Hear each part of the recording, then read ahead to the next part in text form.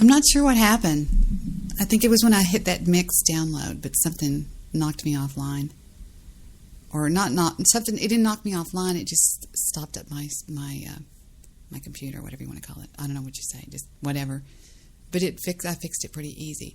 So anyway, I don't know if anybody still is here or what happened, but I just came back online to tell you guys that I fixed it, whatever it was.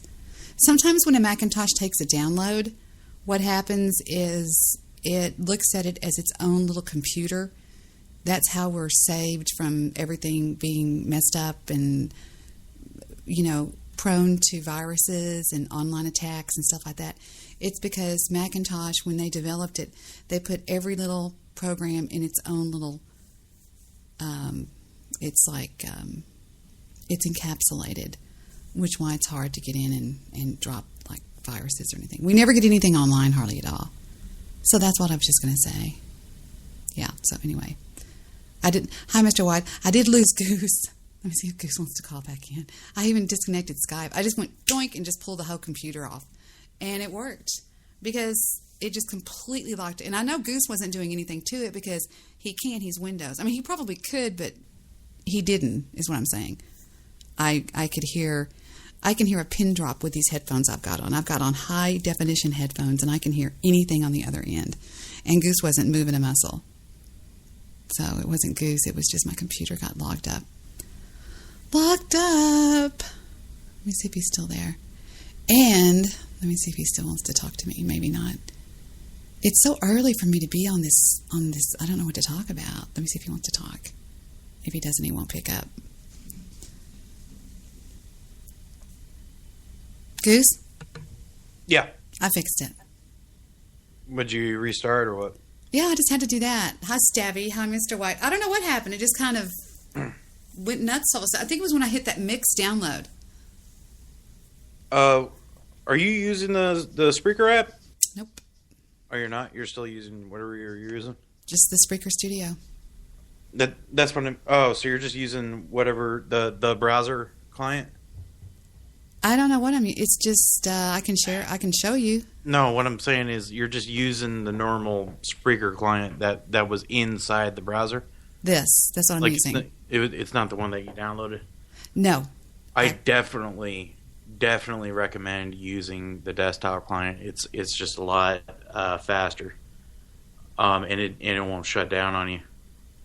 The only thing that happened with me, and this happens everywhere, and it was my fault, not the program's fault, is I unplugged my mic, so I had to restart my show one time. But that was my klutziness. Okay.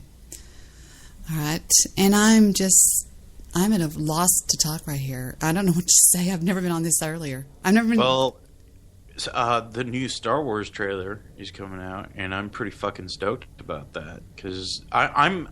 Have you not seen any of the Star Wars trailers? Because there's some pretty good ones on YouTube. There really are. And I've seen. Well, of course, I've seen the first two full length ones that came out, but there's a third full length trailer that's coming out tonight, and I'm pumped for that because it's all really mysterious. The way they're doing these trailers, it's not like a normal movie trailer. Have you seen this one? In a world, where this guy fights this guy. This one says trailer number 3. Well, trailer number 3 isn't out yet. There's small clips of it, right?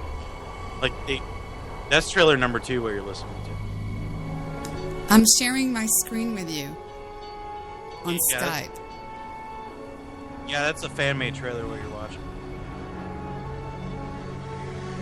Yeah, that's Halo footage, Debbie. That's a fan-made trailer? Yeah, it's a fan-made trailer. I mean, it's got some footage from the original. Yeah, trailer number 3 is not out yet. It's coming out in like a couple hours. That's what I've been going on about. Mr. Midnight Movie said you can buy your tickets today. Uh-huh. Yeah, 2 months ahead of time. Wow. Or wait, I don't. Yeah, it was 2 months ahead. I think you could start buying them like 3-4 days ago. I think. I don't know, but either way, it's gonna be fucking huge. I don't know. Like, I'm pretty stoked. A lot of people are skeptical about it. I think they're kind of pissed because Disney's in charge of it. But I don't know. Disney's gone through a lot of strides to reform their image and how they do movies. and it's not the childish shit you might remember. Look, here it is, 12 hours ago. This released. I bet this is it. No, Debbie, you don't understand. It's What? coming out in 2 hours. It's not out yet. That's a fan-made trailer. How can you tell it's a fan-made trailer? Because it's not out yet. But how can you tell that's a fan-made trailer? It's not out yet. It says it's the official trailer number 3. There is no official trailer number 3. And it says J.J. Abrams, too. What is that place called? It's called... Debbie, I'm telling you, like, the trailer's not out yet. No, I know. I'm just going to look on RottenTomatoes.com because they are connected to... wait a minute. They're connected to... what am I trying to say? To Hollywood. They're right there with Hollywood. Let me see. When does it open? Does anybody know? Do you know when it opens? What? December 15th. December 15th. I know Mr. Midnight Movie is majorly stoked about it. Let me see if they've got it on here. Nope, they don't have it on here yet. But I don't know, like, just from what I've seen, they're using a lot of practical effects, and they're filming on actual sets. And if you watch the prequel trilogy, it's all of it completely filmed on a goddamn soundstage. It's totally fake. Every bit of it. It's garbage. And George Lucas, like, if you watch the behind the scenes footage, he's sitting in a fucking like folding chair drinking coffee and watching a screen the whole time. And all these actors are in front of these green screens the entire time. And like when they're talking to one of the characters, they're talking to absolutely nobody. There's no feeling in it. That's why the acting's so terrible, because they're not actually speaking to anybody. It's all just meshed together. It's garbage. I mean, it was just the most lazily directed series of films ever made. But if you watch, say, like behind-the-scenes footage of the original trilogy, you know, like George Lucas is jumping around. He's telling people what to do. He's shaking shit up. I mean, he was just really enthused about it. Right. And he just didn't have that energy. It was like he was, I'm just going to release this piece of garbage. We got the CGI now. You know, it was bullshit. And I'm glad he handed the reins over to somebody like J.J. Abrams, who's really pumped about the franchise. He's a fan himself, and he's a zealot about it. You know, and I'm somebody who hated Star Trek. I was never a fan of it, and he took that. Well, he kind of turned it into Star Wars, because he turned it into an action movie, which Star Trek never was. Star Trek is to hunt for Red October what Star Wars is to, like, fucking, I don't know, Black Hawk Down. It's just, there's two different styles of movie making, or war movie making. There's like the espionage and the thriller type of movies, and then there's just the guns blazing, shit blowing up everywhere. That's Star Wars. You know, we want shit. I mean, we're talking about a movie where there's magic people with laser swords, and they're in a spacefaring civilization. We want to see excitement, not 3 or 2.5 hours of these people sitting in some kind of Senate chamber, or at some kind of Jedi meeting, or sitting on a couch. That's like 3/4 of the movie. It's just people sitting on couches talking to each other. That prequel trilogy was fucking garbage. And just based on what J.J. Abrams did with these two Star Trek movies, and I have my issues with those movies. They weren't perfect, but they were entertaining. They were fun to watch. And to me, that's what Star Wars is supposed to be. It's supposed to be a fun movie. And the prequel trilogy didn't meet that expectation. Okay, in Star Wars, I was asking Mr. Midnight Movie one time, doesn't Star Wars start with the What Strikes Back? No, the original Star Wars movie that was released was Star Wars: A New Hope. What? And that was, in the chronology of the movies, that's episode 4. Wait a minute. But that was actually retroactively changed once George Lucas figured out how successful the series was going to be. He kind of took a gamble. Oh, I see. The original was call this 1977. episode 4. It was called Star Wars. And then in 80, it was The Empire Strikes Back. And then in 83, it was Return of the Jedi. And then in 89, it was the Phantom Menace. And then coming into... No. Phantom Menace came out in 99. Right. 99 was the Phantom Menace. And then Attack of the Clones in 2002. And then, did anybody even see that? Revenge of the Sith. Man, there's a I bunch of watched the these. entire prequel trilogy in the theaters. It was garbage. It was a waste. Waste of fucking time. And it sucks that it's even a part of the canon, but it's done. Here's another one called Rogue One, a Star Wars story coming out in 2016. Yeah, well, what's happening is they're doing kind of what they did with the Pirates movies, because it's Disney, right? They want to make money. They're basically Marvelizing the Star Wars movies, and they're gonna make a bunch of them.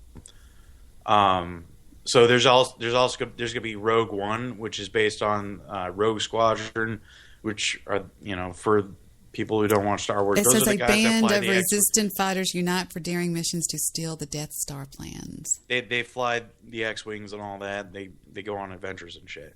And there's also going to be a movie about Han Solo, like young Han Solo. There's going to be a spin-off movie just about him, not starring Harrison Ford. I'm guessing it's probably going to star Chris Pratt, or what was the name of the guy in the new or Guardians of the Galaxy? And I think the best one, World. no matter what anybody says, was The Empire Strikes Back. That was amazing. And that's a really popular opinion. It was. It's not unfounded. I'm just saying, my personal favorite has always been Return of the Jedi. And a lot of people seem to have not liked Return of the Jedi. I don't know if it's that they didn't like it. It's just they thought Empire Strikes Back was way better.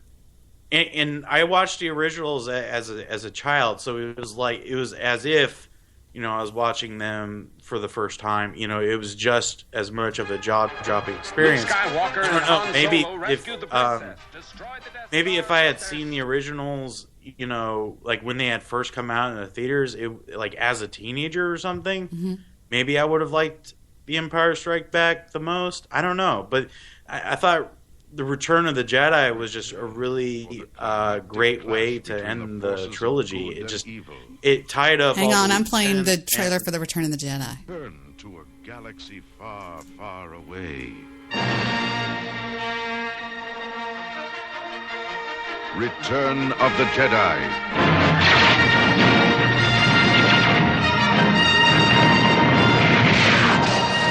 The next chapter in the continuing Star Wars saga.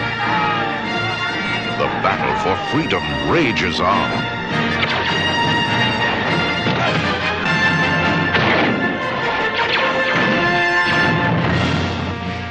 The heart of a hero. The courage of a rebel. The strength of a leader. The loyalty of comrades. The power of the Force. The cunning of the enemy.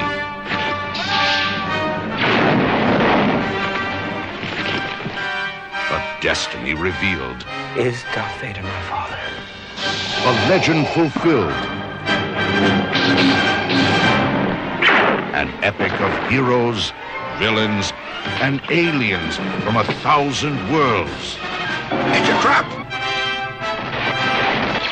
The quest continues.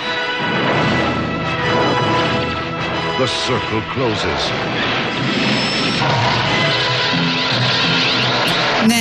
No way. It was The Return of the Jedi. I mean, the Empire Strikes Back was a better film, I believe. I'm going to show you that trailer now. The Empire Strikes Back theatrical trailer. This was much better.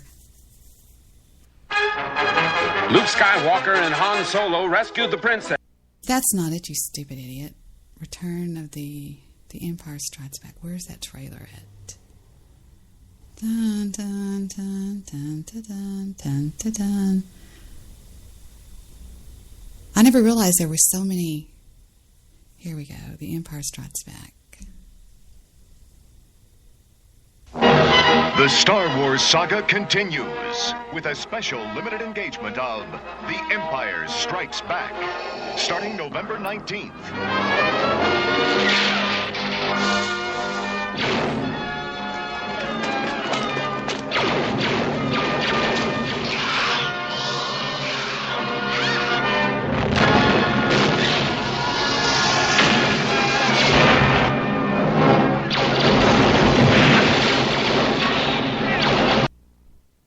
And the new dinosaur movie, Jurassic Park World, or whatever it's called, they use CGI instead of the what they used the last time, and it's just not as good as it was.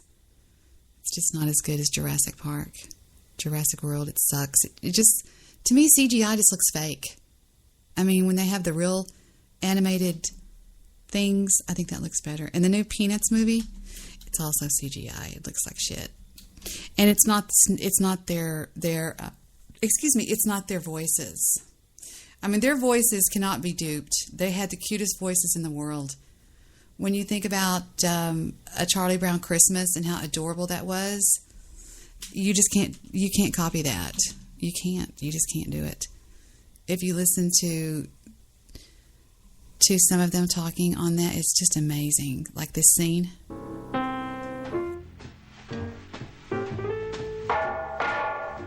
This really brings Christmas close to a person. Fantastic.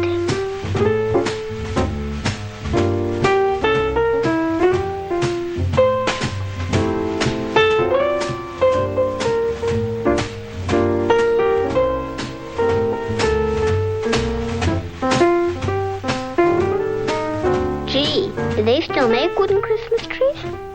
This little green one here seems to need a home. See, these are little kids. These are actual little kids doing this. And the new one, you can tell it's like voice actors, and it just doesn't sound the same. It's just not the same stuff. No, Charlie Brown. Remember what Lucy said? This doesn't seem to fit the modern spirit. And how they recorded them was...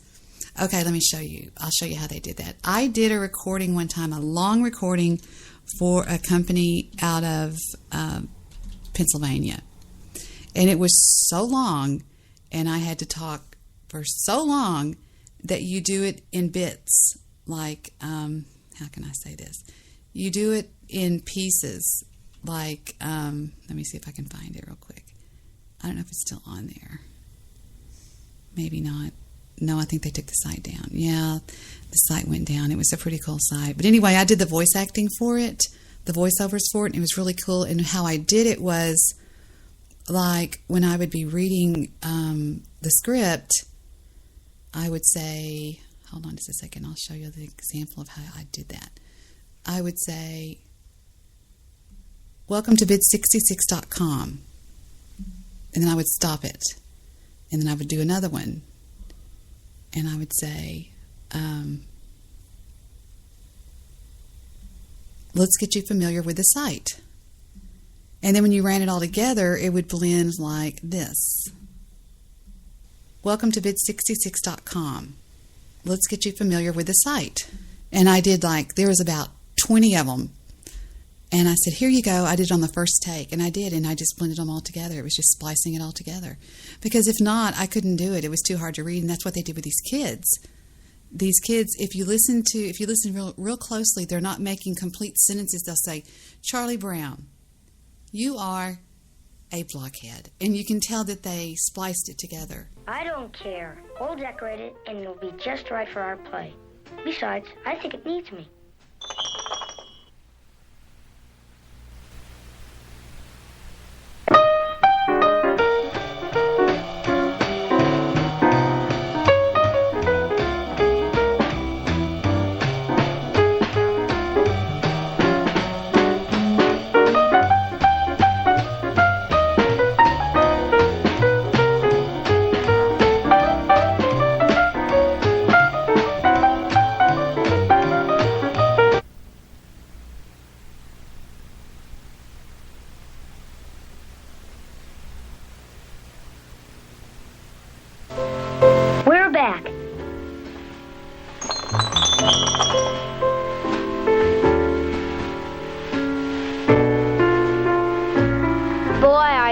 stupid, Charlie Brown.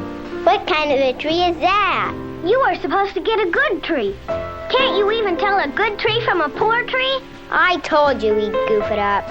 He's not the kind you can depend on to do anything right. You're... Okay, you can hear it right there where she said that. Listen.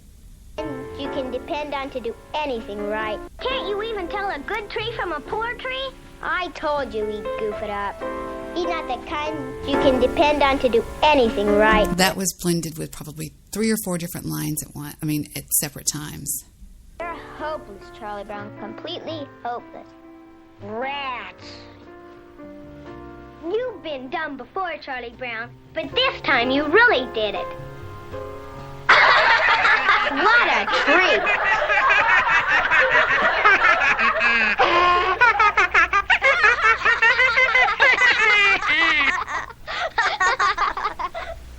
I guess you were right, Linus. I shouldn't have picked this little tree. Everything I do turns into a disaster. I guess I really don't know what Christmas is all about. Isn't there anyone who knows what Christmas is all about? See, he did that, and isn't there anyone who knows what Christmas is all about? You can just hear it the way they do it, and it's excellent. This is all about. Isn't there anyone who knows what Christmas is all about? Sure, Charlie Brown. I can tell you what Christmas is all about. You can hear it in their breathing. Like, I don't know how to explain it. Of course, I do have on really touchy headphones. Lights, please. And there were in the same country shepherds, abiding in the field, keeping watch over their flock by night. And lo, the angel of the Lord came upon them. And the glory of the Lord shone round about them. And they were sore afraid. And the angel said unto them, Fear not.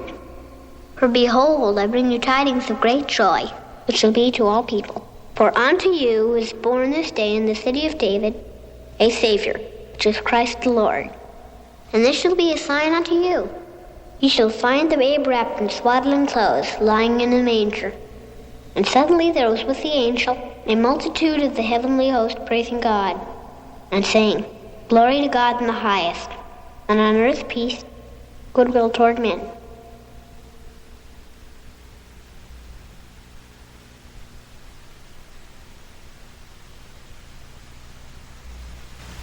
That's what Christmas is all about, Charlie Brown. See, did you hear him choke on that one right there? It's sort of like they say, that's what Christmas is all about, Charlie Brown. That's what Christmas is all about, Charlie Brown. That's a blend right there. That's a whatever you want to call it, I don't know what you want to call it. But I do have something to play for everybody. I found, well, let me set this up first. Okay. Steve Ogle did a song directed straight at the BWC that was called You're a Troll.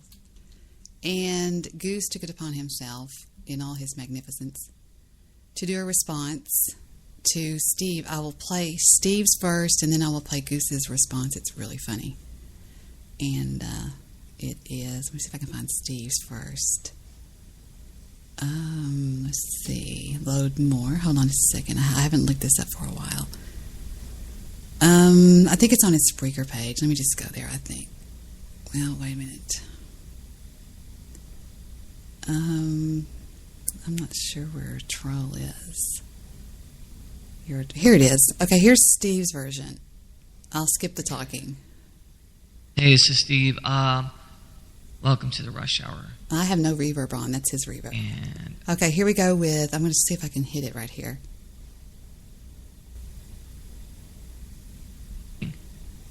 yeah, that's it. All right, I'm an idiot. All right, I found it. I'm sorry about that, guys. Really, I am. I wish I could go back and just delete that shit. But anyway, here it is. It's called You're a Troll. Took me, like I said, a couple hours to put together, but it's just fun, and there's a lot of end to it that makes no sense, but enjoy. You're the only thing you know. You're a troll. You're a troll. How'd your life become so low? I don't know what you want from me, but let me tell you one thing you can see. Every day you walk out the door, looking for someone to score. You got no one in your life, you must be so dead inside. So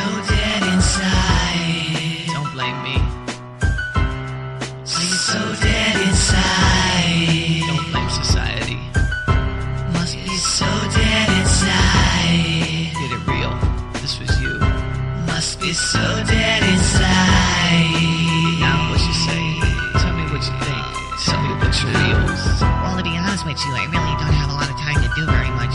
My parents are home a lot. They don't really care about me. I just go on the computer and, well, it's just a computer. I mean, what could it hurt? So I dox some people and I know where they live. It's really cool. I have a lot of friends and everybody loves me. I'm super special. You should check it out. You should see the latest work. I mean, I can basically get in all your files and I can fuck up your life. You're a troll. You're a troll. You're the only thing you know. You're a troll. You're a troll. You're the lowest it can go. All right, so you get the idea. So Goose comes back with his answer, which he so lovingly entitled, "You're a Thief."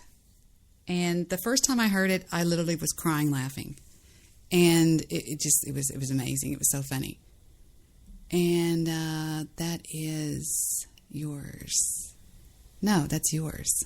That's yours, Goose. So here we go with Goose's answers to "You're a Troll." This is a Steve Ogle production. Ogle Studios. What? I gave up my wife for you, Debi. And ever since you kicked me off your show, I've been holed up in a closet, drinking Four Loko and listening to Rush. My life is now devoid of meaning. Thief, I'm a thief, I'm a thief. I cause wedding brides some grief. I'm a thief, I'm a thief. And my voice sounds like a queef. People didn't know about my wedding scam until they found my docs on my Instagram. So I skipped town, never had to go to court. Now they're listing my misdeeds on Ripoff Report. I got lippy, but Debbie put me in my place. Now the BWC is jizzing in my face. All over my face. Yeah, all over my face. In my throat, in my chest, and even in my nose. They jizzed in my nose. How come you're ignoring my calls, Debbie? I've texted you over 9,000 times, yet you still refuse to respond. And you say that I'm stalking you on your show. We could have taken the Bill Waggoner crew down together. But instead you let your show be run by internet trolls. I really got lippy with the BWC. I showed them who was boss. And now I'm homeless. And that was Goose's answer to "You're a Troll." And it was the same exact word, the same exact song, as you can tell right here. Really? That's all you got? Let's do this. You're a troll. You're a troll. You're the only thing you know. You're a troll. You're a troll. How'd your light become so low? How'd your light become so low? I don't know what you want from me, but let me tell you one thing you can see. Every day you walk out the door, looking for someone to score. And I told Steve, I said, he kept wanting me to play it on the air, and I kept going, "Steve, okay, I'll play this, but you don't spit in the wind. You don't do that. You don't do that to people like that. I mean, you don't just come right out and just do an aggressive act like that." And so, yeah, anyway. All right, I'll let the rest of it play. Steve's. Got no one in your life. You must be so dead inside. So dead inside. Don't blame me. You're so dead inside. Don't blame society. Must be so dead inside. Get it real. This was you. Must be so dead inside. Now what you say? Tell me what you think. Tell me what's real. Well, to be honest with you, I really don't have a lot of time to do very much. My parents are home a lot. They don't really care about me. I just go on the computer and, well, it's just a computer. I mean, what could it hurt? So I dox some people and I know where they live. It's really cool. I have a lot of friends and everybody loves me. I'm super special. You should check it out. You should see the latest work. I mean, I can basically get in all your files and I can fuck up your life. You're a troll. You're a troll. You're the only a troll. You're a troll. You're the lowest it can go. Lowest it can go. You're the lowest it can go. You're a troll. You're a troll. 'Cause you're just a fucking troll. Just a troll. Just a troll. Yes, you're just a fucking troll. You're a troll. You're a troll. You're a troll.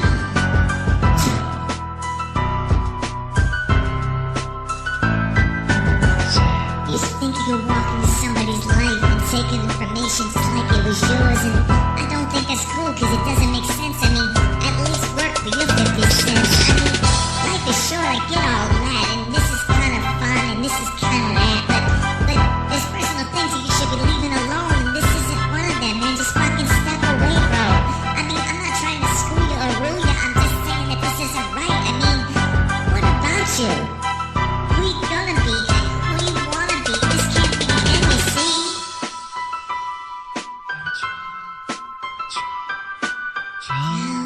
You're a troll. You're a troll. You're as low as it can go.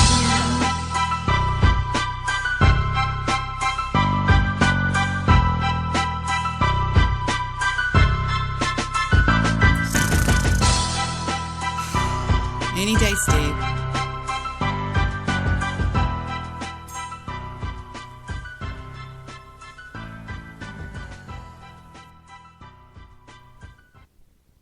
And there it is, I guess. I don't know what the fuck I was thinking. I swear to you, man. Just came home tired. I'm like, I'm going to do a song called You're a Troll. I think it was the challenge for me, musically and melodically. It's like, okay, I always degrade rap music and always say it's so freaking simplistic and blah, blah, blah, boring. And really, it's a lot of time signatures that have to be hit on cue. And if you could hear that, obviously that was 10 tracks, so they don't hit on cue because I did throw it together. I'm going to take some time. I'm going to redo it, remaster it. I'm going to take out that high pitch octave voice pitch I put in there, and try to actually do it for real and throw some real lyrics to it. Not try to freestyle it because it's impossible. Goofy Bone, he could freestyle the shit out of stuff, and there are people that get it and understand it, and I respect them for that very much because I really didn't respect this art very much until the challenge came along. Mentally, I was like, I got to do this. It just bothered me. I was at work, and I'm like, I got to do this. I know I could do it because I heard it on the radio. I'm like, this is so simple. It's not. Is it as complicated as prog rock? No, it's not. It's certainly not. But it deserves some respect, and I'm gonna right now. I'm tipping my cap, saying, "Yo, respects." Anybody who could do it. But I will come out with a new edition. I don't know if it'll be the same song. I have nothing against trolls. Trolls are cool. Let them do their own little thing. Have their fun on the internet. Don't dox people. That shit is stupid. You guys even know that. But just wanted to say that don't down rap anymore, people. Because I know so many people that listen to this that know me real well. Don't down rap because it's not easy to do. Maybe when you get in a big studio, I'm just doing this on my desktop, on a laptop, and on a PC. In a real studio environment, I bet you it would be hell. A hell of a lot easier than this, but I imagine the complication would be in the measures and the bars, and the structure would have to be perfect, whereas this is just, I'm throwing it together, whatever. Just enjoy it. See, whatever. I've been doing this shit too long. But this was cool. This was fun. Really quick little show. Just want to throw it out there. If you hate it, you hate it. If you like it, you like it. I don't think you will. It'll probably be up here for 24 hours and I'll dump it. But this is my final words. Later, people. I'll talk to you soon. I'm out of here. Some people just don't know when to let it go. Just don't talk anymore. Just don't talk. And then here's a song that he did, another song he did. Hey now. And I just want to say good morning. This is the Rush Hour. This is Steve Rush. I just wanted to jump in here really quick. It is 8:16 in the a.m. And I just got in from work. But I do have something that I was working on, actually. It was a little bit yesterday. Well, actually, it was today. Probably a little bit little bit here and a little bit there, but decided to put it together and see what happened. And it's just a silly little song. Actually, it started out as a song about Spreaker, and it is. If you listen to some of the lyrics, you'll understand kind of what I was going for. And the mood it kind of put me in. And I was thinking, what the hell, a certain host this would certainly apply for. This is kind of a parody to some other people and the way they run their shows. And that's fine. They could all do what they want to do. And one show's really going off the chain, like attacking me, and that's fine. And, that's what happens. You learn who your truest friends are by absence. And nobody ran away. By the way, nobody ran away from her show. I left her show for a lot of reasons. And if she wants to pursue that process, and we all know who I'm talking about. For those of you who don't, the show I used to co-host on, the Debi Daily Show, if she wants to pursue the fact that I ran away, I have legitimate reasons and have all the proof in all of the Skype chat, which I could instantly post in everybody's room, which I'm sure you guys would love. But and this goes back months and months and months, and some horrendous stuff is in there about her, and I would never do that because I'm not the kind of person. However, she could slander me, and that's fine, and that's what she does. So, and for those of you who said there's a revolving door friendship, no, that's just bullshit. Wait a second. It isn't that. I didn't slander anything. Slander is telling somebody false information. You ran away from the show when you jumped on Dexter and Bill Wagner, and then you crawled away like you always do, and then you came back with this about a week later. I would still be your friend if I could trust her, and I can't. Oh fuck! This is ridiculous. This is hysterical. So that's how I judge it. So he does this show. He does this song that is directed straight at me, and it's really lousy. Just keep listening. At this point in time, there's absolutely no reason, and nobody ran. I'm still here. I think I posted a show a week after that. I mean, whatever she says to you is bullshit. I do work my ass off. I work a ton of hours. And those of you who are my friends and comment and say some nice things, I do appreciate it a lot, guys. Thank you very much. This song, by the way, did start out towards that, and then it kind of, the vocals, I was kind of ad-libbing and adding lines, and it Oh, did you know on Your Troll he was that was freestyled? Fuck.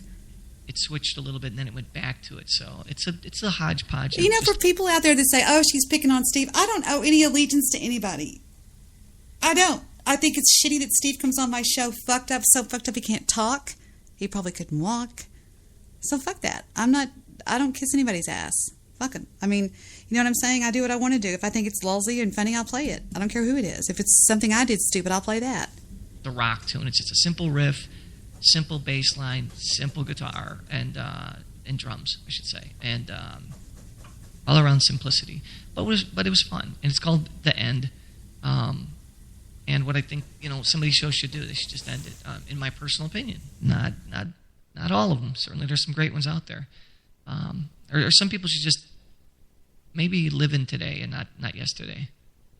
Stay out of that, If you don't like the way things went down, well, then maybe you shouldn't have played that way. So, and if you need the proof, anybody who needs the proof, within reason, I could justify that. But if I hear any more bullshit about me that's out of context, yes, I got angry on a show and I said some angry things to some people who I did not care for, and still do not care for, and would say them again. But the rest of it, I have all of the Skype chat and everything for the last 8 months. So goes back quite a way. So Debi, if you're listening, think about that. Think of all that I have and all that you sent me. Be smart, because I want to be a gentleman about this and leave this alone, but you seem to want to hang on to it for some reason and keep coming at me. But it's stupid. It really is. It's foolish, especially with somebody who has as much information about you as I do. That being said, this is a tune called The End. Just kind of threw it together this morning, and hopefully you like it. If not, that's cool. It was just fun. It didn't take a whole bunch of time. So, again, I'm Steve Rush. This is the Rush Hour, and this one's called... The entire chat right now is all about me. I thought you weren't watching the chat. I'm looking at it now. It's in front of me. Okay, well, I'm not. I'm over here at Skype. Okay, let me see if Bill will pick back up.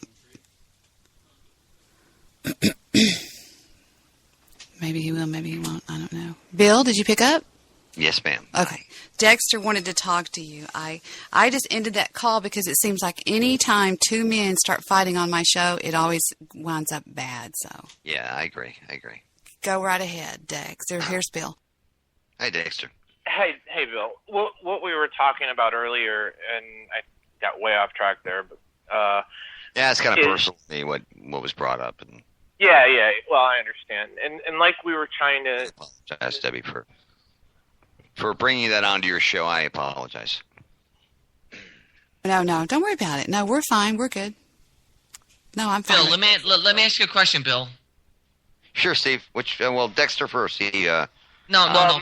mine's more Fuck Dexter. Let me ask you a question. What did you state in the chat room right there? Say that one more time. Read your own chat. Which one? You chatted it. Okay, which one are we talking about? Typed. The last one that you chatted. Read it out loud. Okay, well, there's a lot in here, and which one are you talking about? Me saying something, or what are you talking about? I said your chat, so who else would it be? First of all, I don't have a chat, Steve. Don't talk to me like that, Steve. We both know, okay, a lot more. All right, I am Steve Ogle, and I'm sex... Do you remember from there at that point? I can read what's in the chat. Now, there's a lot of chats. Do that, please. Now, Steve, now let me ask you a question. Are you, then, if you can ask me a question, let me ask you. No, you didn't answer my question, so why would I... Okay, Steve, stop. What, are you talking about my chat on Spreaker? No, we have a live chat right now going on. I know. Are you talking about my chat room on Spreaker? Which he's typing in, yeah. Okay, what is his name? I don't see a Bill Wagner in there. What is his name? I see Barco, I see Apocalypse, I see Stabby, I see Lulz Talk, I see Pimpat, Lulz, Stabby, Barco. It's Bill Wagner, Deb. It's Bill Wagner. Steve, there's nobody in there. There's nobody in there called Bill Wagner on my Spreaker. Is there, Victor? Look. Barco said Steve's chimping, and then there's Stabby, then there's Barco. Where are you seeing this? Oh, man, I'm in... Steve, it's very simple. People have said, and there's been reports on the internet about you stealing. Yeah, and you're an idiot. I think I know what you're getting at. So, have you stolen money, and have you stolen photographs from couples for doing their weddings? Are you an idiot? You know me fucking 4 or 5 years ago. You know I've never done this. You know me from fucking day one. On here, okay, and you said that I stole money from you, which is an absolute lie. And now, I turned that shit around and I said that didn't happen. And I cleaned that shit up because I thought it was going to happen. It was fixed. All right? So now I'm asking you. Did you hear that part of it or no? No, I did not hear that part of it. All right, well, then maybe you should listen to the whole story because I would never do this because I'm a good fucking person. Well, no, I don't know that. Okay, Steve, I don't know you like Debbie knows you. I know you from what I hear from you. Hey, I don't know him. That's all I know. Stop. No, wait, don't do that. Don't say that.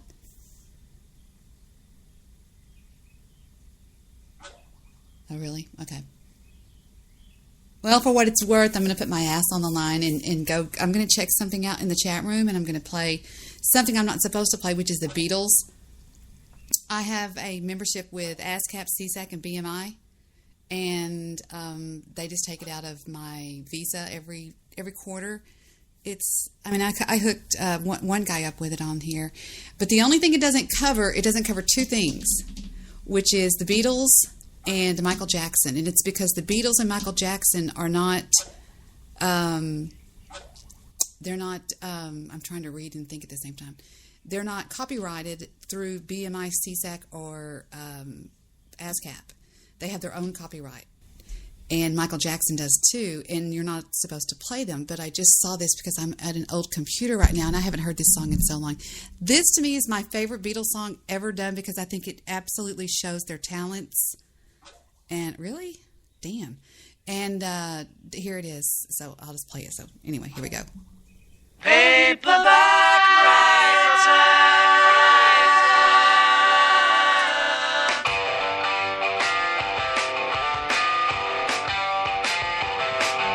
Is there all matter when you read my book? It took me years to write. Will you take a look? It's based on a novel by a man named Lear, and I need a job.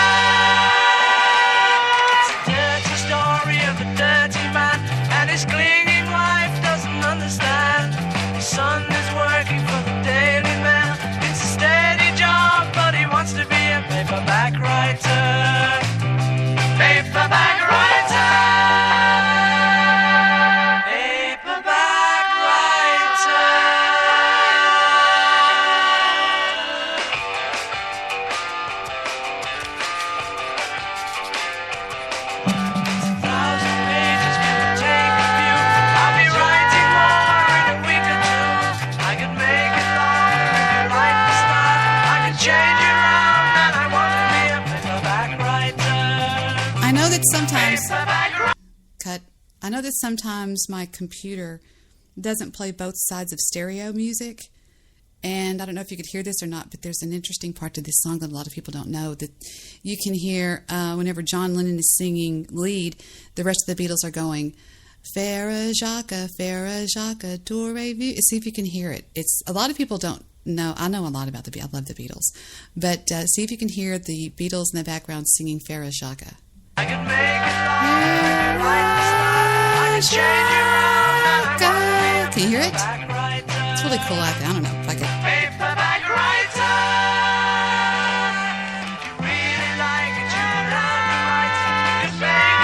You have an incoming call from Mr. Mid. Homo. What are you doing? What are you doing a show so early for? I was doing the news guy show because he messed his all up. And then he hung up. Why? What's it to? Oh. Well. Oh. I'm just kidding. What's this? Oh, no. Okay. Okay. How's it going? It's going great, but I have some questions about the upcoming Star Wars. Okay. Supposedly they're going to be debuting their biggest trailer tonight during the Monday Night Football. Is that right? Is that what they said? I don't know. That's what Goose told me. You know what? I'd have to. You know what? Have you Googled that at all? No, I have not. I just Googled the trailer. What'd you think of what you saw of the trailers? I don't know. You're not that excited, are you? Well, I just think that they can't improve on they're using too much CGI, and I just think that the older things were better. You know what? I mean, you're not going to agree because you're a Star Wars nut. Well, I'll tell you something. I don't know. To me, I mean, I have sentimental views. What was your favorite Star Wars? I say Return of the Empire Strikes Back. Yeah, that's my favorite one too. It wasn't in the beginning, but it has turned to be my my favorite. Everything was great about that. I remember being at a movie with Vic long before, we call it PC, which was pre-children when we were real people. And we were there, and I said, son of a bitch. And they played that trailer. I was like, oh, my God, when I saw, before anybody knew it was coming out. And, no, it couldn't have been Star Wars The Empire Strikes Back because I wasn't even dating Vic then. You were young when that came out. No shit. Wait a minute. I couldn't have been. It must have been. It was when you were dating me, and then you went off with Vic. Goose wants to talk Star Wars with you. Hi, Goose. Hey. Hey, what's up? I just wanted to jump on that point that Debbie just made. Okay. Okay. So, and I was saying this about the prequel trilogy, right? And you're off put by the prequel trilogy, just like we all are. Everybody that is even vaguely a Star Wars fan, and you don't have to dress up and go to Comic-Cons or whatever cons as Star Wars characters to be a Star Wars fan. You just have to watch the movie and enjoy it. You have to like it. That's all you are. It's an enjoyable movie. That's all it's supposed to be. Now, the prequel trilogies, as opposed to the original trilogies, completely CGI. The entire set was just a giant green room. It was a soundstage. It was all filmed on a soundstage. And the human eye is trained to be able to tell between real and fake. And when you watch those movies, it's just completely fake. Even the actors are just, they feel fake. And the reason they feel fake is because they aren't even really talking to each other. They're just kind of spliced together, if you will. Now, when you watch the original trilogy, you have people actually interacting with each other on real sets with real people in real costumes with real effects. It just felt like something was going on. It was exciting. Now, CGI isn't a bad thing, I don't think, when it's used tastefully. Now, if you watched this most recent Batman trilogy, like the Christopher Nolan Batman Begins, Dark Knight Rises, CGI, like Christopher Nolan uses CGI really sparingly, and that's something he takes pride in. Like that movie Inception, he used CGI where he absolutely needed it, but the best parts are where he's not using it at all. He uses a lot of practical effects. And just from the behind-the-scenes footage that I've seen of the new J.J. Abrams Star Wars movie, I can tell that they're using a ton of not only real sets, but real effects and real characters, real emotions. It's just they're bringing back the Hollywood magic to Star Wars, and that's why I'm super excited about seeing these movies, because J.J. Abrams is a really enthusiastic director, and I think he's going to do it a lot of justice. Yeah, I have to piggyback on that, because I think George Lucas lost his. I think he just kind of lost his mojo for it. Perfect. Yeah. That's the perfect word for you. He lost his libido. You watch the footage of him in the behind the scenes of the prequel trilogy. What is he doing? He's sitting on his ass. He's drinking coffee and watching the screen. Now you watch him in the behind the scenes footage of the original trilogy. What is he doing? He's running around. He's telling people what to do. He's excited. He's animated. You know, he's got a long ass beard going on, and it wasn't trimmed. You know, he was a young guy. And he was out there pioneering. He was making something cool that nobody really did before. And, you know, it was exciting. And I think J.J. Abrams wants to bring the excitement back to Star Wars.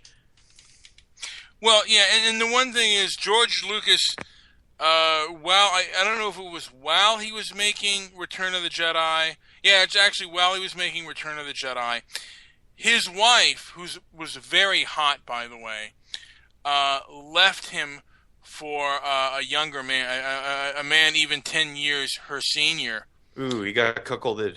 He got cuckolded, and he, I think he's, I don't think he's ever got the cuckolding taste out of the mouth. I think he feels. I don't think he lost his divorce from his wife. I think he lost kind of his passion. He became just this mellow, you know, just basically a person who doesn't, and he doesn't need to succeed financially anymore. So he tapped into his inner Jew. Yeah, his inner Jew, and then now it's like it's his inner Nebish now that he's kind of like, now it's just he wants the money, and like I said, he lost his mojo, and he lost that after his wife left him. Well, and I think that's something that Star Wars stands to benefit from, you know, having the reins passed on, not only from one director to the other, because the latter two Star Wars movies weren't even directed by Lucas. I forget who directed Empire Strikes Back, and Return of the Jedi, but I do remember that Return of the Jedi, it was once speculated that David Lynch was going to direct that. I'm pretty sure you're familiar with David Lynch, Twin Peaks, Eraserhead. Mr. Midnight Movie, who is this man right here? Hold on. Looks like one of the producers. He's directing. Yeah. J.J. Abrams, you mean? Okay, that's not J.J. Abrams. Right here. No, that is not J.J. Abrams. Here's his voice. Okay, here we go. Are those Ewoks going to start there, or are they going to That's Lucas. Rick, isn't it Who is Rick that? something? That's Lucas, right? There was a guy who was Rick But something. they're really in the forest. This isn't CGI. This is real. They're in a forest. Yeah. Well, they went to that's some the first place in like Cambodia to do one of the scenes, like on the Rebel base. What was it? Yan 5 or Yan 4 or whatever. I don't know. It was the name of the fucking planet where they launched off to go blow up the Death Star for the first time. They went to this actual temple and filmed, and they're doing that with these movies too. Actually, there was a news article recently. Mark Hamill almost died recently, a couple weeks ago. He almost fell off a fucking cliff doing a scene for this movie. And I don't know if you've seen Mark Hamill recently. He's had to lose a lot of weight. just for this. He got pretty heavy because I mean he's been doing voice acting and shit for a while. So during I mean after Star Wars he had gotten in a really horrific accident. I mean if you look at his face before the first Star Wars and then Empire Strikes Back, you can see how his face is kind of he had some surgery. Yeah. It's like looking at a burn victim, but they didn't have like full body burns or full facial burns, but you can kind of tell like the skin's just kind of off. Yeah, I think he had some kind of grafting done. Or the bones were broke, like in the bones that were broken in the face and like never kind of healed right. Like if you break a nose, it looks like a broken nose forever kind of thing. So he looks different. From the first Star Wars to afterwards, you could tell, the face of the auto accident, just like Wagner. I was going to say, did he have the same wreck? Wagner's case was much less fortunate. Thankfully for Hamill, and he was an iconic character. Unlike, in Star Wars is one of those movies. It's kind of like Harry Potter or. I don't know. I guess I have a hard time coming up with another series of movies like that. I don't know. Like no other movie compares to it. For some reason, it just makes or breaks your career doing these movies. And the prequel trilogy just killed everybody's career. Everybody involved with those movies that started out with those movies or became well known through those movies is like their career's fucked. I don't know if you read that article about the kid that played the young Anakin, or watched a video of him. Like he was in a high speed car chase with the cops. I mean, he looks like a character from Breaking Bad now. I mean, apparently he looks awful. He got bullied in high school after doing that movie. Like people would make lightsaber noises at him. Yeah, which is sad, but at the same time, it's like, man, come on, if you're in the Star Wars movie, that's what the price you got to pay for being. You know who also looks awful, by the way, is the kid in the Sixth Sense. He looks but he's actually doing all right. He hasn't turned into a criminal douchebag. Like he doesn't. Have you seen him in the Entourage? I haven't seen him in Entourage, but I did see this movie on Netflix. He plays a young teacher, and he's having a hard time breaking into the teaching business, so to speak. And the only subject they'll let him teach, because nobody wants to teach it, is sex ed. So he teaches sex ed at the school. It's on Netflix. I forget the name. I think it's just called Sex Ed.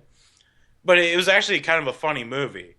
But he's kind of he doesn't take himself very seriously anymore. Like not that he ever did, but he just wants to act and do small roles like that. He's a career actor. He knows he's never going to be as big as he was back then. People rise and fall. Child actors have a limited lifespan, unlike Christian Bale. Like Christian Bale's are just 1 in a million. Christian Bale's going to he's had a career since he was a small child with, what was it, Empire of the Sun? Yeah. Oh, the Mustang in the Sky. That line just carried him throughout his life. He managed to maintain his youthful look, and he just kind of has that alpha male look to him, and he's done, like American Psycho made him. American Psycho is what made Christian Bale as an adult actor. Before then, it was kind of iffy on whether or not he'd ever come back to Hollywood. But ever since then, shit, he's been huge. He's been in, like, everything. He's been in Oscar movies, yeah. Well, but this kid looks like a gorp. I mean, he just doesn't look like, he didn't grow into a handsome man. Let's put it, I mean, like, Oh, the Sixth Sense kid? Haley Joel Osment? Yeah. Yeah, well, but I admire the fact that he didn't, like, totally just lose his shit. Like the kid from Phantom Menace. I admire the fact that he's worked hard and, yeah, he doesn't look great. Nobody's going to maintain what they looked like at 8 years old or however old he was in the movie. Like Macaulay Culkin or Elijah Wood. Elijah Wood's been pretty fortunate because I think Elijah Wood probably has some kind of chromosome disorder. Just because, like, if you've ever actually looked at Elijah Wood, like in actual interviews, he looks like he's like really small. Like if somebody was going to play a Hobbit, it would be Elijah Wood. Because he's just naturally just a really small person. He's got kind of he's got the childish eyes. You know, he's a small person. But I think he's actually got some kind of genetic disorder that makes him look that way. And unless you got that genetic disorder, your career's pretty much fucked once you start putting on facial hair.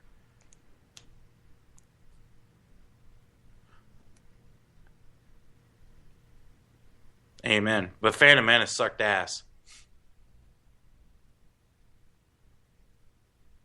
Mr. Midnight Movie, are you still with us? Yeah, I am. I was bloviating and I had myself on mute like a jagoff. Oh. But yeah, that kid from Phantom Menace looks like a menace now. Yeah. He looks like a character from Breaking Bad. He looks like a fat Jesse Pinkman. Yeah. But you know, yeah, just as bad as Haley Joel Osment. To me, like I said, I mean, he looks like a complete like gorp. Like he needs to go to the gym and you know and work out or whatever. I mean, you know. Yeah. He doesn't take pride in himself, nor should he. I mean, it was an awful movie. It was an awful series of movies. Thank God he was only in one of them. Hayden Christensen was in two of them. Holy shit! Did y'all watch The Entourage when it was a series? I've never watched. Oh my God! Entourage. It's so Nor do funny. I have a desire to. It's about like it's hysterical. rich Guidos, and I don't like them. Jersey Shore, like I've seen clips of it, and that's all I really need to see. But like I said, the prequel trilogy just broke people. It destroyed them. Even, I mean, it had how many Oscar award-winning actors in it? It had Liam Neeson, Ewan McGregor, Samuel L. Jackson, Natalie Portman. And these people are ashamed to be in this. Well, the only person in that classification that's not ashamed to have been in that movie was Samuel L. Jackson. And that's only because Samuel L. Jackson played the only cool role in the prequel Star Wars trilogy because he just played Samuel L. Jackson with a lightsaber, which is a badass role. I mean, and who else is going to play it?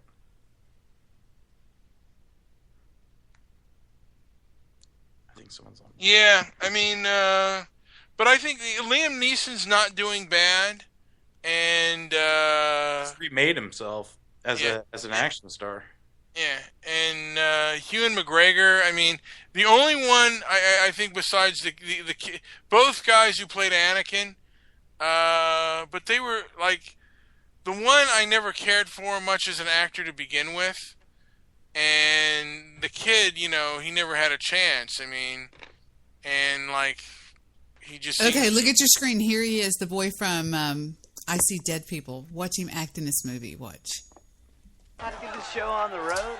Getting some quality time alone with them. Man. What's the running time? Yeah, he's a neckbeard now. Jesus. I like short movies, Vince, you know, and but comedies. You ever seen Bad Grandpa? Hayden Christensen. All right, I've seen a couple of his other movies. He was in that movie with Jessica Alba. I think it was called The Wake, where he played somebody who's undergoing open heart surgery. And he's like awake the whole time, and he's having all these hallucinations and nightmares and shit. And he figures out like his girlfriend's trying to kill him, and he didn't really need a heart surgery. I don't remember the entire plot. It was a long time ago, but it was a decent movie. He's really not a bad actor, relatively speaking. He's not a bad actor. He had a bad breakout role. Is what happened to him, right? And when you look at the script for Star Wars, for the movies he was in, Episode 2 and 3, I mean, you can't really blame it on the delivery. It's the source material. How do you make those lines sound good? I mean, the writing was awful. I mean, you had Liam Neeson and Ewan McGregor and Natalie Portman. Even their lines sounded terrible.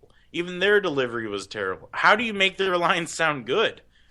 If they can't do it, nobody can.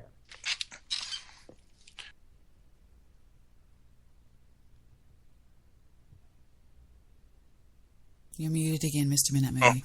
I think he lost his mojo for it, and I think the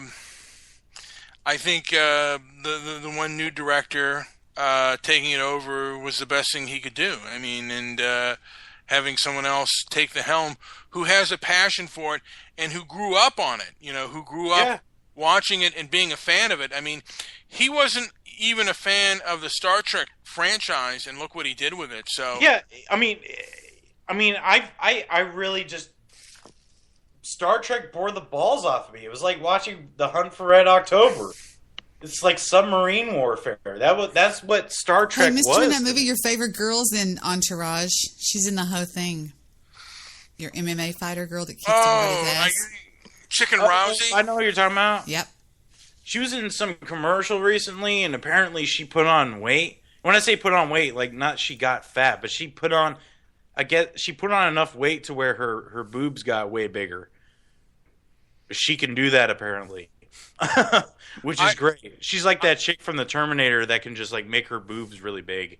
I don't like the fact that she's ducking Cyborg. I think it's I think that I give her no respect until she gets in the ring with her. Until then, she's just a chicken. If there's ever a Mortal Kombat remake, she needs to play. What was the chick's name? Tanya or Sonya? That like the main female chick with the ponytail. Like that's her. But to me, like I said, I don't have any respect for Rhonda until she gets in the octagon with Cyborg. Yeah, especially if you're going to talk the kind of shit she does. Like, I'm going to be the greatest in the world, and this, that, and the other. Like, if you're going to be the greatest in the world, you need to take on anybody and everybody that comes at you. Yeah, and I've heard Cyborg has taken drug tests, but I think she's really afraid. I think she's afraid of Cyborg. She doesn't want to lose. And definitely don't fight anybody that's done steroids and has a proven history of doing steroids. Well, does she have a proven history of doing steroids? Well, I thought that's what you implied. She had done drug tests or something. Well, she had done. Yeah, I mean that Cyborg has done drug tests and I guess proven to false? be clean. Yeah. Oh, okay. Well, then yeah. I mean, as long as it's a fair fight and that can be proven, yeah, go for it. Now, she might have done steroids in the past, but I don't think she does them anymore. So and that's kind of the catch of the MMA, UFC crowd, and really that's kind of a troubling issue because, like, when does taking steroids to gain an advantage in a sport become unethical? Before or after you become professionally engaged in the sport? It's like, what if you were just a nobody and then you got like really big and fast and you just trained for football independently, right? And then you went to some like NFL training camp and you were clean, right? You could piss clean, you could take any kind of test, but you were just awesome. But it was all due to the steroids you took. But at the same time, you're not just going to get big just from taking pills. You have to do other things to be big. Otherwise, they're just going to make you fat, like what we see with Arnold Schwarzenegger. I mean, eventually, it just turns into fat. Muscle doesn't stay. Muscle tissue doesn't just hang around. Yeah, she's going to be fat once she loses her muscle. Yeah. Well, I mean, contrary to popular belief, muscle does not turn into fat. Muscle tissue degrades and fat can be put on. What you're going to have is loose skin, if nothing else. Like, if you're not fat, you're going to have loose skin because in the place of fat or muscle is just, open air and water. So that's what happens with a lot of these bodybuilders is they take a lot of these anabolic steroids and their body mass is just filled with water. Like a lot of that bulk is just water.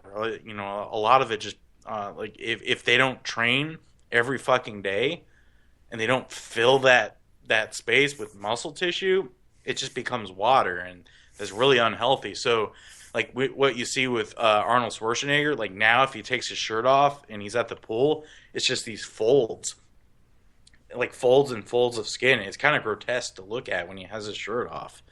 I mean, he used to be, you know, he was kind of a sculpted Grecian fucking god, but now it's just, you know, it's gross. But yeah, I mean, that's what happens to our bodies.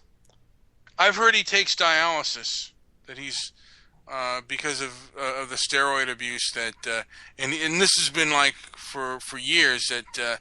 He's been on dialysis, that he has kidney problems. I've seen a couple of the movies he's done recently, and he doesn't look or sound healthy. Like he looks kind of forced.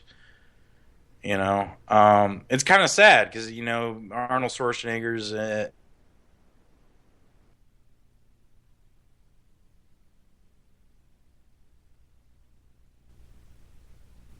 Hello?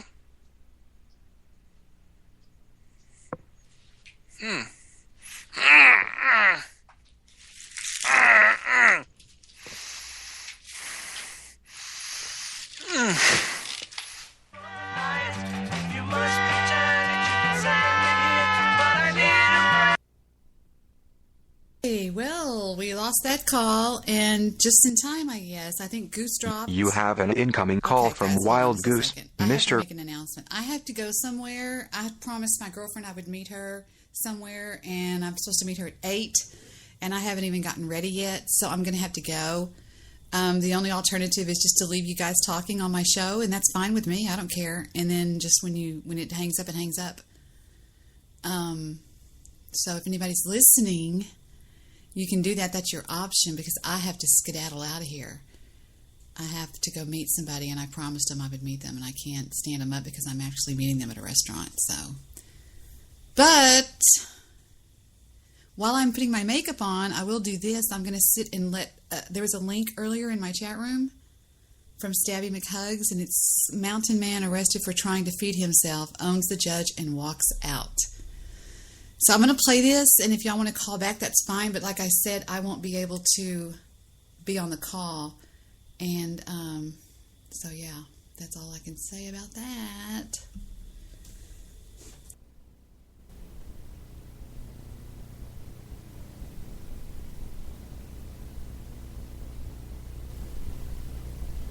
Oh, man, I stand as myself and speak for myself in myself. And I am not the trustee over the all caps name that you're operating on. Well, you're here in court today because you were charged with some charges. I'm here in court today because I am making a special visitation. This is not an appearance-only spirits appear. Living men, living persons make special visitation. That's why I'm here, to make sure that you guys don't tainter my truthful, proper name.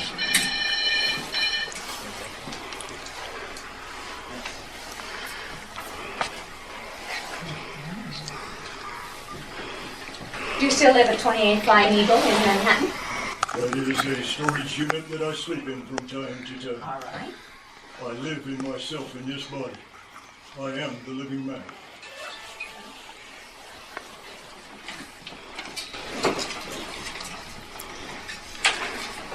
You have an incoming call from Wild Goose, Mr. Midnight Movie. Hey, my Skype crashed. Talgate, you were here. Well, I was telling them I have to go somewhere. I have to meet somebody at 8, and I haven't gotten ready yet. So. Oh, right on. Cool. I can either leave you two talking, and that's okay with me. I don't care, but I won't. No, that's fine. I'm just chilling. I'm gonna go watch some YouTubes. Yeah, that's what I'm gonna do, and I will be back at 10. Cool. You were seen by Mr. Cutts on 9/3/13, and you asked, at that time he appointed you a public defender. Did you apply for the public defender? What use have I for a voice of ruin? They Very can well. only speak That's your fictitious choice. legalese to you. I speak natural living man's English to you. It's called common English. That's the only thing that I work in. That's fine. There will be no legalese used here.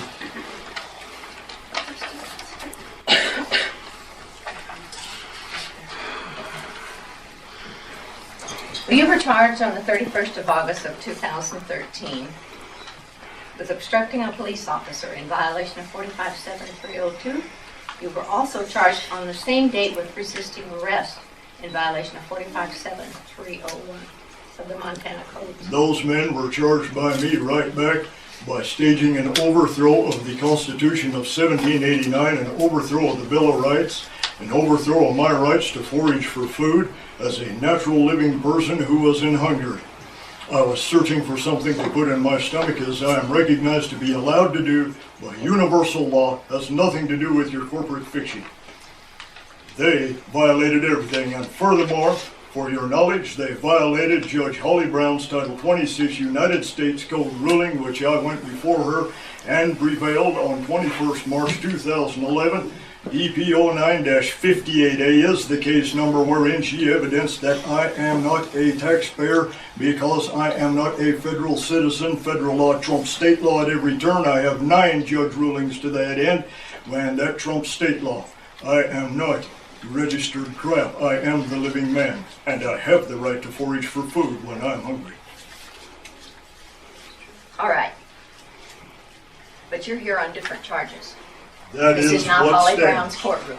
Ma'am, you can argue this all day long. You're operating on corporate fiction. I'm telling you, you're here on some charges which were filed in 3/4. I do not Number understand one. those charges. Number one, you keep interrupting me, and I'm going to charge you with contempt, and you'll go to All jail. contempt of court is spelled C-O-double-N. I know about conning. That's navigation. Sir, Contempt is the storm. I said, be Don't quiet touch me. until I get Don't through touch reading me. this You to ain't a you. god. Don't Officer? you touch me. I am the living man protected by universal law. You keep Stand talking, down. and you're going to be charged with contempt, and you're going to go to jail. You have already contempted this place. No, I told by you the I fraud would if you're you trying didn't to quit get done talking. here. These are the living witnesses to what you're trying to do. Very You good. are trying to create a fictitious, fraudulent action. You are trying to bilk the Federal Reserve by Sir. securitizing in all caps commercialized name Sir. and Would you notifying remove them him from the that courtroom? they are standing in debt now. If you touch me, you will violate natural law. Do not come near me. I am Then protected shush. by the land. Shush. Do not tell me to shut up. I am am- the living natural man, and my voice will be heard. That is the Jolly Roger. That thing you call the American flag with the gold fringe around it is the Jolly Roger, and you are acting as one of his privateers. Okay, you're here on the charge of arrest. I'm resisting here by arrest. special visitation. Right. And you're I've here never let on you get away with obstructing this. a You police bet I'm here. officer. To each charge could be up to a $500 fine, up to 6 months in jail. I do not understand any charges. I only understand universal law and the right to live. Well, you To pled live at not peace guilty. and to live as I need to. You pled not guilty in this. I court. never plead. Animals plead. Sound like bah, oink oink. I have a paper with your signature on it, sir. It says prime evidence standing right through it. You bring forward all natural forms of evidence that I'm not prime evidence. I am the living soil. The dirt, the water, and the air has its own voice, does it not? It all supports Sir? forms of life, does it not? I am a part of that life. I am not your corporate fiction. Sir, Do not danger me. you're here today on an omnibus hearing. You've already pled not I am guilty. here by special visitation to see to it that you do not tainter my natural living man's name. Are you prepared That's to why tell I'm the here. court if you wish to go to trial on this matter? This is a trial. Tell No, me it's this not. isn't a trial. Here's my This is jury an of my omnibus peers. hearing, sir. You cannot produce a jury of my peers because all juries are selected from a pool of registered voters, and the instant a person registers to vote, their natural ability as a peer to comprehend natural law has been dissolved and turned into fiction. There cannot be raised a jury of my peers. It cannot be done. Excuse me for just a moment. No way. Get back here and finish this. Hey, get back here and finish this. The judge has left the courtroom. There you go. You won. Yeah. There is nobody in this courtroom. Yeah. The judge has Yeah. walked out. Judge, you walked down. I Everybody up said and no out. excuse. Everybody up and out. I'm not letting you Up and out. off. Up and out. Up and out. Follow the man. Get your hand on. What's that? You're history here. Thank you.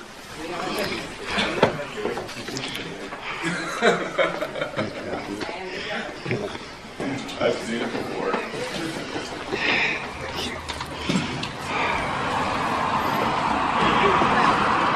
You abandoned the court.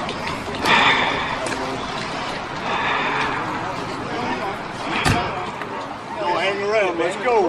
Get out of here. Let's go. Don't dally. Let's go. Abandon the court. Get it. Get it. Get it. Get it. I don't know. Come on. Where's the driver? Leave him if need be.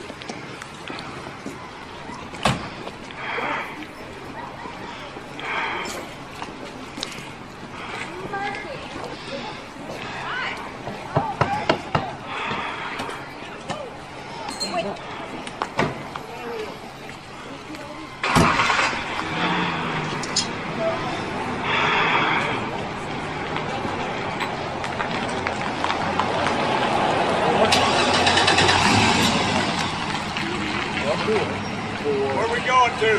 Headwater or Bear? Yeah. Headwater. Headwater. Stay tight on me. We're going to try something. It's in your eyes.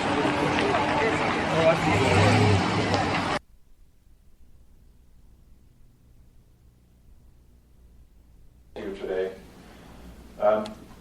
Mr. Tertelgate has been charged with 2 misdemeanor offenses, which we'll be trying today.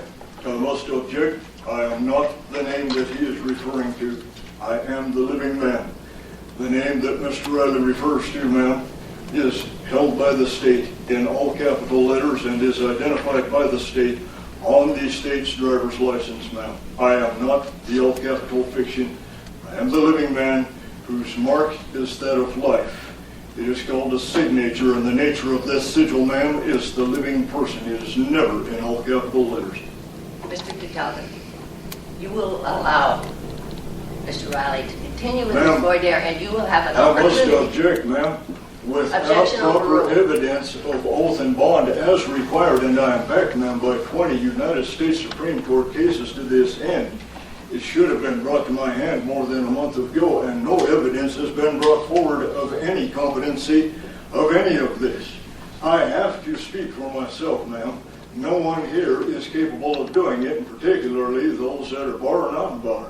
They can only speak, ma'am, to the legal. My interest is to forfeit my person's living name. Your Honor, this is an improper objection in violation of the motion to And eliminate. the objection is, Mr. Tertelgate, you are not to interrupt Mr. Riley again. Ma'am? He has his 30 minutes. Then you will have an You opportunity. can tell the living Ma'am, man Mr. Tertelgate. in a commercial Now, event such as this, Sir, who has the I am right to going tell to the hold you living in man contempt when if you he do can not speak listen. and when he cannot speak, what sounds he can make and what sounds he cannot make? you understand? He is addressing British Mr. lawmen. Tertelgate. He is a minister on behalf of Great Britain. I'm going to hold you in contempt if you continue to disrupt this Ma'am, court, without oath and bond, which carries up to contempt a has already $500 been fine and up established to here. 30 days in jail, or you will be removed In from the face of all courtroom these witnesses, to a ma'am, room where where is you may watch the the trial, evidence of oath and but you bond? cannot talk. Look, Now, do you continue to disrupt? the requirement is right here, ma'am. Okay. It is through all ranks of the court, ma'am. I have done due diligence and due process, ma'am. Eye to eye. I faced those who would come against me. I communicated properly. I backed up my work. I backed up the research. It's nice and neat. And I have total failure. I have total incompetency of the court because there is no evidence of Mr. Riley's office, nor of yours, ma'am, nor of this lady's here, nor even the fine police officers that are here today. I have nothing to work with now. Now I'm out here hanging over the abyss. I must make my own way. And you will be allowed that.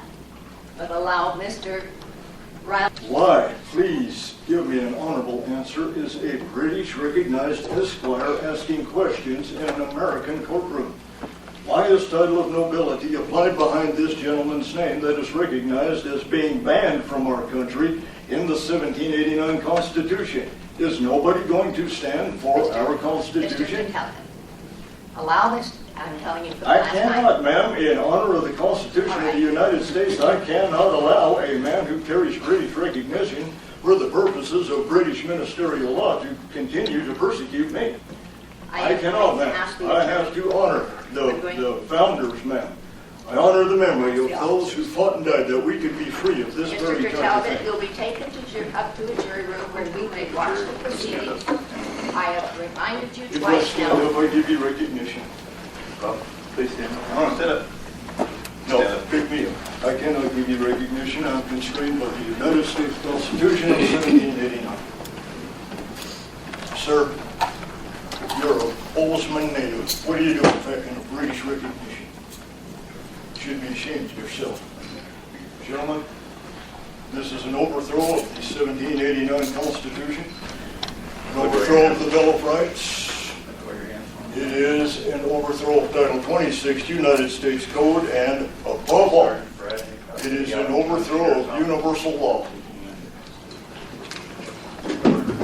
Would one of you remove my ball tie and return it to somebody in the crowd, please, so that it doesn't disappear from this place? We'll take care of that, man. Okay? See, do my stuff makes it back in my bag. I do have a duly appointed court representative, ma'am. Yes. He has made his way through everything. Okay. He will speak as my voice.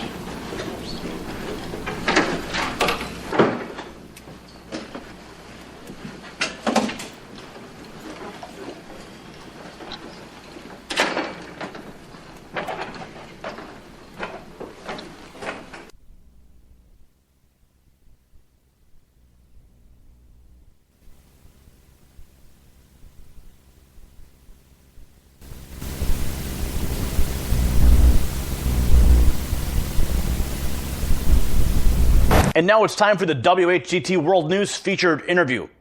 When the acclaimed wildlife artist Sally Middleton met Eustace Conway, she described him as the most interesting man I have ever met.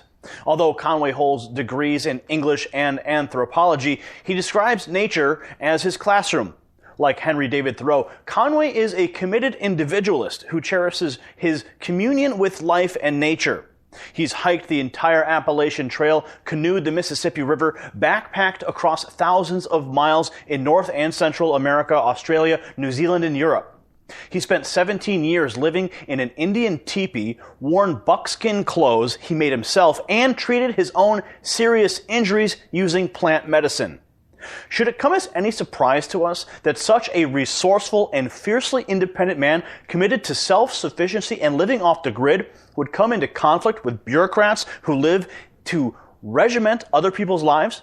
Today we have the privilege of letting Mr. Conway describe his ongoing struggle to retain possession of the Turtle Island Preserve near Boone, North Carolina. Mr. Conway, what is the Turtle Island Preserve and why did you create it?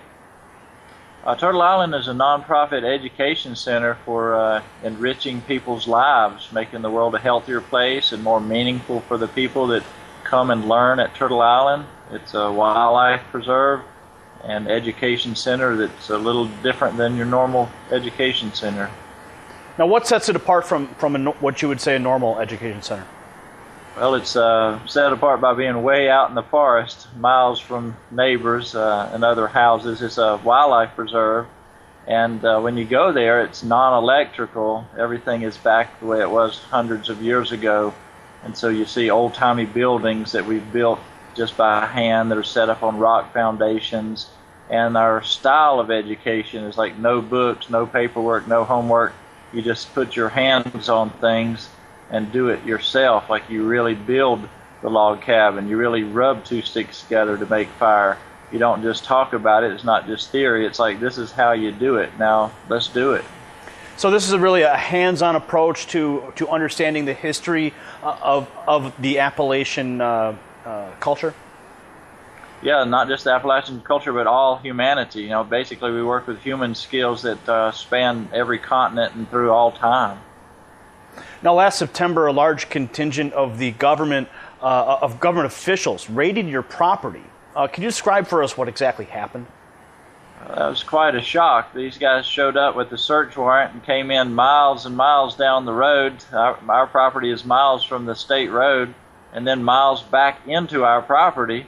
And sort of blocked our entrance with a large caravan of taxpayers' vehicles, and they spent half a day going through everything we have and looking apparently for something that's going to hurt the public health and safety, although we just teach about how to live naturally, you know. So what happened is we got our home invaded.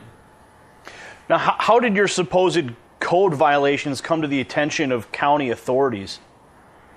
County authorities told me, Joe Furman, the head, he said, we saw this on the History Channel on the television, because apparently they were watching me do a story, like a documentary on natural living. And so that's one thing he told me. Another thing he told me was that a neighbor supposedly had complained about us being able to build natural buildings and them not having the right to do that. So that's what they told me anyway. So the officials actually were watching the History Channel, and that's how they got tipped off, along with the resident who was more or less jealous that you were building structures not according to standard code? Yeah, that's right. Yeah, like our buildings are built where you just walk out in the forest with an axe, and you select a tree, you cut it down, and you cut the limbs off of it. You make the building by hand. So that's the way we make our buildings, and modern world doesn't do that anymore. And so it's apparently, as far as I'm learning, illegal to build a building on the American heritage pattern that all of our ancestors did forever and ever. In fact, all human beings through all time have done in all cultures and continents. Eustace, you described the officials who targeted the Turtle Island as small men with limited vision. Do they find themselves threatened by people who promote self-reliance and independent living? It's hard for me to evaluate the deep psychology of those men, but as far as I can tell, they're threatened by anybody that doesn't fit into their perfect paragraph on their black and white, crisp, clean page. You know, it's not a matter of reality. It's sort of, in my mind, a fantasy that they want everybody in the whole world to fit into a cookie-cutter mold that's severely limiting. To me, that's severely debilitating. So apparently I'm a problem for them, and obviously they're a problem for me. Seems like it might be better if people just got along and had a little freedom. I kind of remember American having this base note of freedom being part of the whole plan, but I'm not finding it. Now, the ostensible reason for the raid was a building code violation, but isn't there reason to believe that the real estate developers connected to the county government actually have designs on your land? You know, a lot of people have told me that, and I keep it open as a possibility. I don't really know. I really think there's something going on behind the scenes, so I believe that, but I haven't been able to put my finger on the pulse of exactly what it is. But it's obviously not to be for public health and safety, because everybody that comes there is healthier and safer than if they're anywhere else in this country. So something is decidedly wrong with this picture. I couldn't tell you if it's real estate developers or not, but that's definitely been speculated. During recent years, there have been several examples of city or county officials using code violations as a pretext to destroy front yard gardens. Do you think there's a general crackdown underway against people who are seeking self-sufficiency? I'm really not sure. I don't go out of the forest very often. I live way back in the forest and don't see news. I haven't watched television in 33 years, and so I can't tell you about a bigger pattern, but as far as I can tell from my own little experience, if you do anything that doesn't fit into the black and white mold of government control, you definitely are outside of the okay mark. Now, I believe it's ironic that you're having trouble with bureaucrats in Boone County, which is named after the legendary frontiersman. Eustace, how did America become a country in which it's supposedly illegal to erect frontier-style buildings on your own property? I don't know how in the world. It's hard for me to believe. You know, basically, if you can't make your own building on your own land, especially if you have. The preacher man says it's the end of time, and the Mississippi River, she's a going dry. The interest is up and the stock market's down, and you're only getting mugged if you go downtown. Okay, my makeup's on and I'm dressed and ready to go, and I think Derek is going to be coming on later to talk about some stuff with us. So I'll catch you guys later on when I get back. I got a shotgun, a rifle, and a four-wheel drive, and a country boy can survive. Country folks can survive.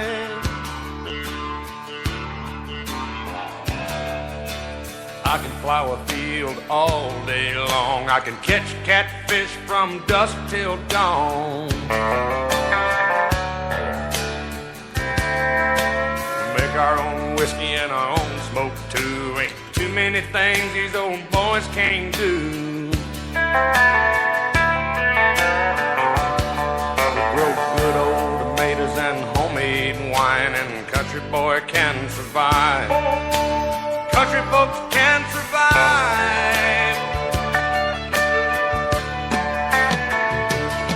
Because you can't starve us out and you can't make us run. Those women old boys raised on shotgun. We say grace and we say ma'am. If you ain't into that, we don't give a damn. We came from the West Virginia coal mines and the Rocky Mountains and the western skies. And we can skin a buck, we can run a trot line, and a country boy can survive. Country folks can survive.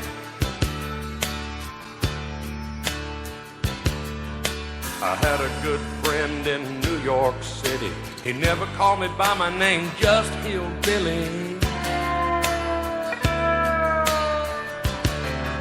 My grandpa taught me how to live off the land, and his taught him to be a businessman. He used to send me pictures of the Broadway nights, and I'd send him some homemade wine. But he was killed by a man with a switchblade knife. For $43, my friend lost his life. I'd love to spit some beach nut in that dude's eyes and shoot him with my old 45, 'cause a country boy can survive. Country folks can survive.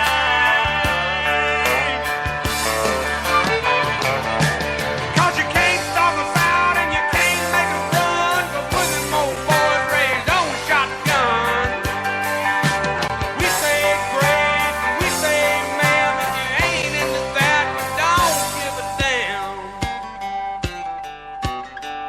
We're from North California and South Alabama and little towns all around this land. We can skin a buck and run a trot line, and a country boy can survive. Country folks can